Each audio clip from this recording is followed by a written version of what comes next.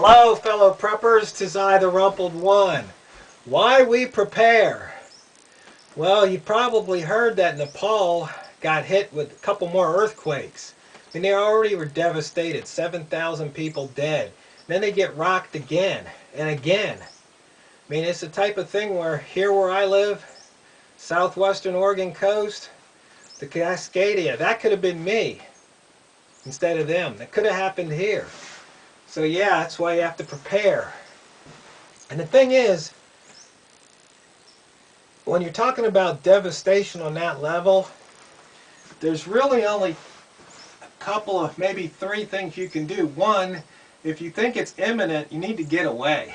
Just move.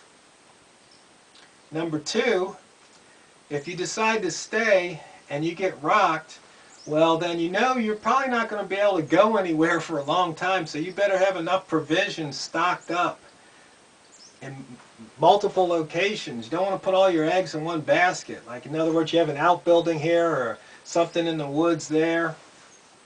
So in case, because you don't know. I mean, right here where I'm sitting, this is maybe where the hole opens up and everything drops down. I can't get to it. It's just something to think about, something to be prepared for. And then just last night, I guess there was a train wreck. 6, 7 people died over in Pennsylvania. I mean, you just never know when you're going to have that disaster. Doesn't have to be as big as an earthquake. You could just be traveling down the road and, you're on the train. Next thing you know, you're in a disaster situation. Are you carrying what you might need to survive? The difference between life and death.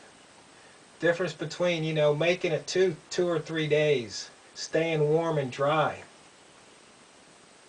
And there's just so many reasons to prepare, but almost on a weekly basis there's something in the news. I mean, the different storms that tear through the Midwestern part of this country, the tornadoes, still happening. Still water shortages in California, polluted water other places. I mean, through the fracking, people with their putting the match up to the faucet and it lighting up because of the gas that's been released.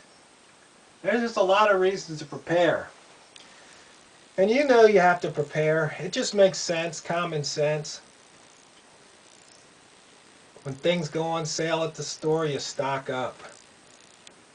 I was reading an article today in The Art of Manliness, and they said, I guess back in the 30s, 40s, and 50s, I guess no, even before then, I guess in the 20s and 30s, people, actually maybe it was even before then, they were saying that, the idea of freedom to those people was having your own little piece of dirt, growing your own food, raising your own animals, and just being self-reliant. And then after the advent of the factories and the cities, people thought that the freedom was in freedom of choice, being able to go to the store and having 120 different breakfast cereals to choose from. What's that got to do with prepping, you might wonder?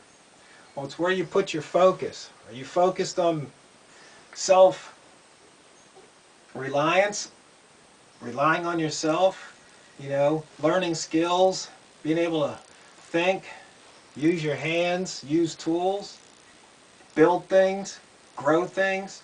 Or are you more focused on going to the store and buying things? The latest fashion, the latest camo gear, the latest knife or axe. I mean, it's funny, there's a couple of those groups, the everyday carry-all, and every now and then you see something neat, but it's like, do you really need it? There's some guy had something he was making, $70 he was selling them for. It looked like a fancy can opener. A little piece of metal that you stick in a leather pouch. I mean, for $70, I don't think so. But that's just my opinion. But anyway, why we prepare? We prepare because we want tomorrow to be as much like today as possible, if not even better. It's our lifestyle insurance. It's kind of nice to go in the kitchen and it looked like a small grocery store in the pantry and go, okay, I'll have some of this and some of this, rather than, oh, I'm out of that. You don't want to be out of it. You really don't. It's a mindset, it's a philosophy, it's a way of life. And I know I'm preaching to the choir here, but if you fail to prepare today, you're preparing to fail tomorrow.